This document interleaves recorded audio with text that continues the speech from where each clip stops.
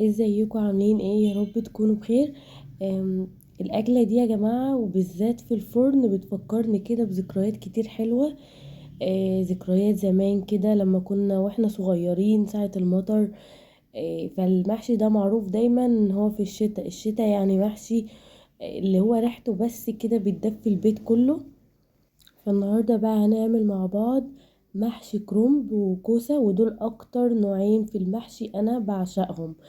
هنا كنت عايزه اوريكم اللي انا جبت الكرومبه وسلقتها. اخدت الورق بتاعها كده وشطفته تحت الحنفيه بميه، عشان انزل بس اللي هو اللي فيه وكده. كمان حضرت البصل بتاعه، وعملت كمان ايه اللي هو بقى الراس بتاعته دي بالورق اللي بيبقى جوه. ما بسلقوش بقى، انا بقطعه وبحطه في ملح وبلفه كده في الملح وبسيبه تاني يوم اغسله من الملح اللي فيه، واعمله بقى مخلل، احط عليه ملح وميه وكده ويتخلل بقى معايا. دايما اي كرومبة بجيبها بستغلها كده.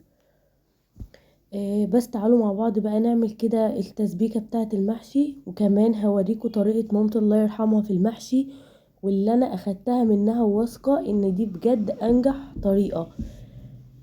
عايزة اقول لكم ان الخضار نفسه هو اللي بيفرق معاكي برضو في المحشي. كمان المحشي الصح، عايزة تعمليه صح لازم التسبيكة بتاعته تكون كويسة، لان التسبيكة هي اللي بجد بتفرق في المحشي. اول حاجة الكرنب لازم تكون اغلب الكرنبة يكون ورقها اصفر، وتخبطي عليها كده تحسي ان هي مليانة من جوه عشان الورق بتاعها ما يبقاش تخين وهيضايقك كمان في اللف. بالنسبة بقى للكوسة، المفروض ان احنا نجيب الكوسة اللي هي بتبقى وسط. بلاش الكوسة اللي هي التخينة علشان بتاخد مني رز كتير وبيعجن. اما اللي هي رفيعة قوي فدي بتتهري بسهولة وبتتقطع، فالوسط بيكون دايما كويس. انا كنت جايبة الكوسة كانت فوق الوسط بحاجة بسيطة، ده اللي انا لقيته اللي كان موجود. فانا قسمتها نصين وبحشي كل نص يعني قبل بقوره، قبل ما اخلص. يعني قبل ما اقوره كده واقطع، بقسمه الاول نصين، بعد كده بقور وبعد كده بحشيه. عايزه اقول لكم ان بجد في حاجات كتير بتفرق في المحشي. يعني مثلا البصل، كمان البصل اللي هو بيبقى احمر بيبقى احسن كتير وبيدي نتيجة افضل من البصل اللي هو التاني الابيض ده. انا هنا كنت بعمل التسبيكة، وسر التسبيكة بقى الصح ان البصل يكون مفروم فرم خشن. بيفرق جدا معايا في الطعم، وبيفرق في القوام بتاع المحشي وبيوديه بجد في حتة تانية خالص.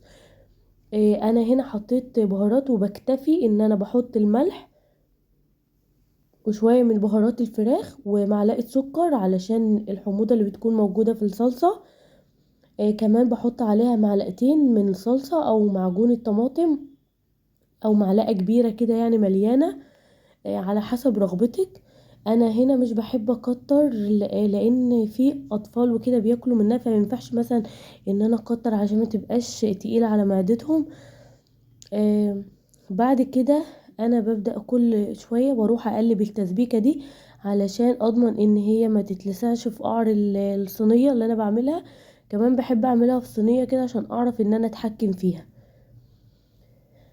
عايزة اقول لكم ان البصل لما بيكون لونه احمر وبيكون متقطع مفروم فرم خشن، بيفرق في الطعم لان هو بيبين قوي طعم البصل في التسبيكة، فبتكون كويسة جدا. كمان انا لما اعمل التسبيكة بيرجح ان انا اسيبها تبرد شوية. هنا اصلا كنت انا سبتها شوية بس علشان التصوير وكده، وكنا في الشتاء فباين بقى البخار اللي طالع منها، لكن انا كنت سبتها شوية. لما بتسيبيها بقى شوية التسبيكة تهدى كده وتبرد، الرز ما بيستويش فيها بسهولة. يعني لو التسبيكة بتكون لسه سخنة الرز بياخد فيها نص تسوية كده، فبيعجن معاكي وانت بتعمليه.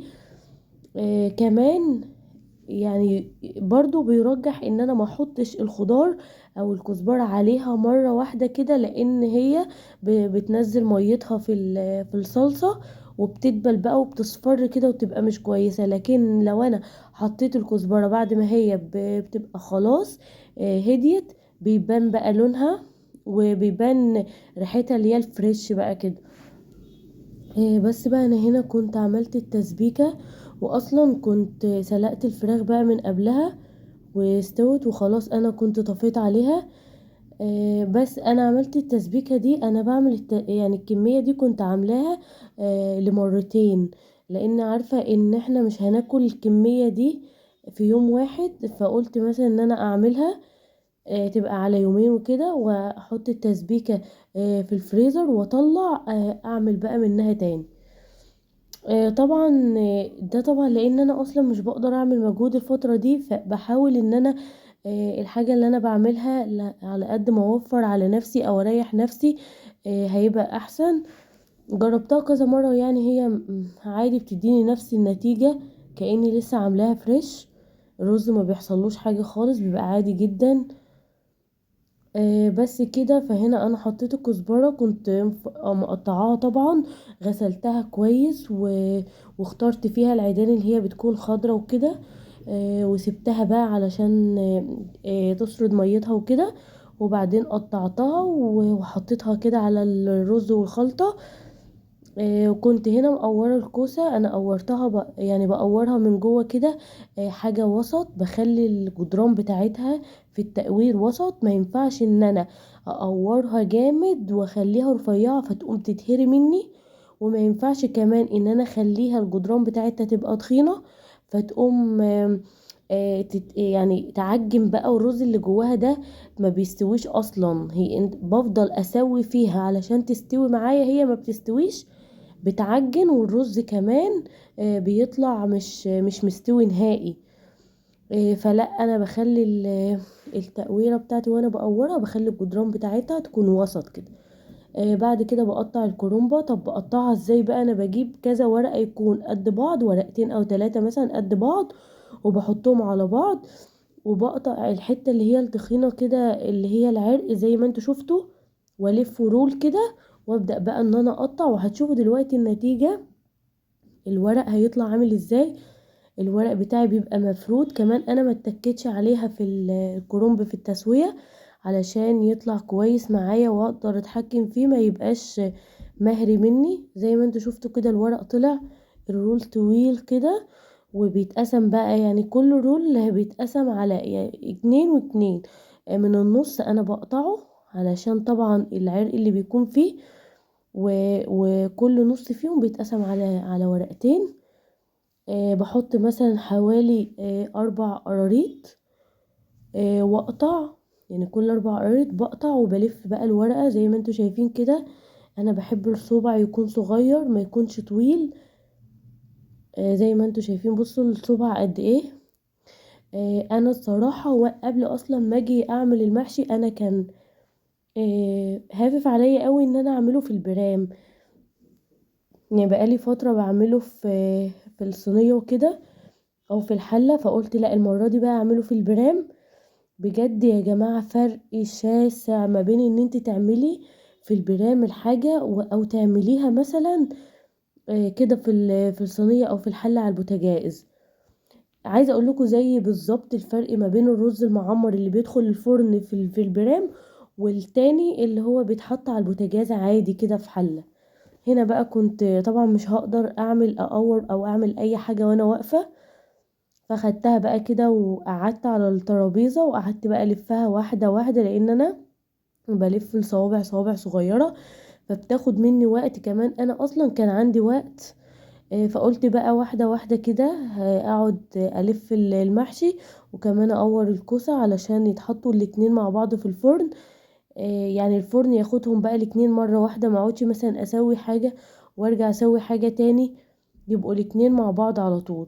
بس كده شغلت بقى الشاشة وقعدت قدامها اعمل بالراحة بقى. وهنا كنت بوريكم انا لفيت الكوسة. بصي انا بخربش الكوسة من بره كده حاجة بسيطة بس عشان تدي شكل كويس، وكمان مش بتك على الصوبع وانا بحشيه من جوه، ما بتكاش عليه اكبسه، لا بسيبه كده يعني من جوه، يعني في هوا جواه كده حاجة بسيطة.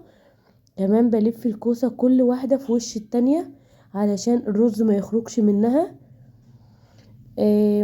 انا بحب ان انا احط شوية رز كده ما بين الكوسة وبعضها في الفراغات دي.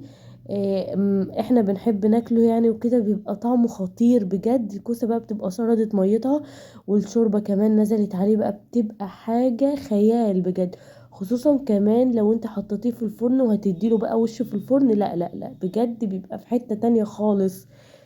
لازم لازم المحشي الكوسة ده يتحط، ياخد وش كده في الفرن. حتى لو انت هتعمليه على البوتاجاز، بس لازم يكمل تسوية، ياخد وش في الاخر في الفرن. هنا بقى كنت رصيت ورق اللي هو الكرنب. كنت عايزه اقول لكم ان انا فردت ورقه من اللي هي الخضره دي، كنت برضو سلقاها، فردتها في قعر البرام عشان ما فيش حاجه تلزق فيه. كمان لفتها، وزي ما انتوا شايفين بص اللفه بتاعتي حقيقي في الاخر هتشوفوا النتيجة، مش هتطلع ولا واحدة لازقة تحت. وكمان اللي في الجناب هينزل، وهتبقى بجد خطير خطير خطير يعني. انا هنا بحط حاجة استلس اكبس بيها بعد ما طبعا بحط الشوربة وبديله المعيار بتاعه. اللي هو يا دوبك انا بوصلها الاول سطر، بوصل الشوربة الاول سطر يا دوبك. طبعا كل شوية بقعد الف فيها علشان الشوربة تنزل لحد تحت. كمان الكوسة نفس الموضوع، هعمل فيها برضو كده اللي هو يا دوبك هتتغطى، يا دوبك الكوسة، يا دوبك الشوربة توصل لأول الكوسة يعني، مش تعدى عنها، لا يا دوبك أولها كده. كان باقي بقى معايا شوية رز كده، فقلت ان انا احطهم بقى ايه في الحتة اللي هي الفراغات دي. بمسك بقى الكوسة كل وحداية بمسكها، اللي هي بديها زي يعني بغرس فيها كده السكينة حاجة بسيطة كده، علشان تستوي كويس والشوربة تدخل فيها، والرز يستوي معايا كويس. يعني بديها هوا كده من جوه. وحقيقة انا بعملها بقالي كتير جدا، ومعتمدة الطريقة دي جدا جدا. كويسة. وكمان الرز مش بيطلع بره، الرز ما بيطلعش بره الكوساية والله بجد بتبقى مليانة كمية يعني مفيش اصلا حاجة بره.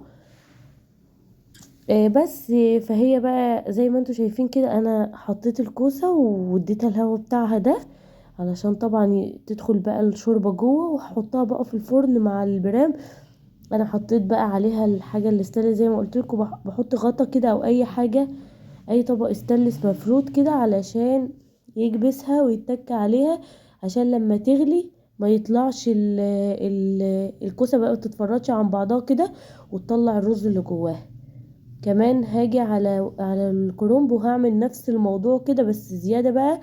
انا هحط ورق برضو، ورق كرنب اللي هو الاخضر برضو، اللي انا سلقاه وشايله منه العرق كده، هحطه برضو على الوش عشان اغطي الوش كده ما ينشفش مني في الفرن.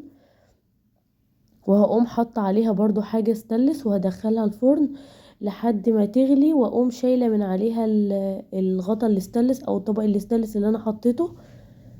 بصوا هنا الكوسه كانت طلعت كل اللي ما بين الكوسه ده الرز ده اللي انا حطيته. بجد يا جماعة والله كان خطير. وريحة بقى الرز اللي في البرام ده كان حاجة تانية خيال كده، كان قالب ريحة الدنيا. حرفيا تحسي ان انتي كأنك عاملة رز في البرام في فرن البلدي. جميل جدا جميل جدا جدا يعني. الحمد لله مفيش ولا واحدة طالعة مش كويسة، ولا واحدة اتحرقت ولا اي حاجة. والتسوية بتاعتها كانت صح صح. آه، انا دايما بقى بعد كده انا مش عامله المحشي اصلا على البوتاجاز، بعد كده انا هعمله في البرام في الفرن. بيبقى طعمه تحفه تحفه تحفه بجد يعني. اهو بصوا كده، كان لسه بقى بالبخار بتاعه، لسه ما قلبتوش. والكوسه هنا كانت استوت معايا وكانت كويسه جدا. كان المعيار بتاعها طبعا صح، لان انا مش اول مره اعملها. هبدأ بقى ان انا اغرف الاكل، لان طبعا الاكل كان سخن جدا، ما كنتش اصلا عارفه اشيله. فحاولت بقى ان انا ايه يعني، بصوا انا بفرد البرام كده علشان بقى ينزل لي عشان ينزل اللي في الجناب وكده، مش مفيش حاجه بقى تلزق في الجناب بس. وقلبت بقى البرام بتاعي بصوا بقى، الريحة اصلا كانت قلبة الدنيا من قبل اي حاجة يعني. انا بتك عليه كده عشان يطلع اللي جواه، يعني مفيش حاجة بقى تلزق لي تحت وكده. بصوا، بصوا خيال. اللي فضل تحت هو اللي يعني اللي في القعر البرام، هو الورق اللي انا كنت حاطاه تحت علشان طبعا ما يخليش حاجة تلزق في البرام. وطعمه بقى كأنك بتاكلي حاجة كده طالعة من الفرن البلدي، مش حاجة من فرن بوتاجاز، لا كأنها من الفرن البلدي. والسمنة طعمها مش تقيل فيه وكده، لا ده جميلة وخفيفة جدا. كمان كنت عملت الفراخ بقى كده وحمرتها، وكان الاكل بقى جاهز ان هو خلاص بقى اقدمه. الوقت كان اتاخر، وصراحه خد معايا وقت كتير كتير جدا، نظرا لان انا اصلا مش بقدر اعمل مجهود. بس الحمد لله. ودي كانت الوصفه بتاعت النهارده. يا رب يا رب بجد تعجبكم ويكون عجبكم الفيديو النهارده. واستناكم في فيديو تاني على خير، ويا ريت كومنت حلو لو عجبك الفيديو، واشتركي معايا في القناه. واشوفكم في فيديو تاني ان شاء الله على خير.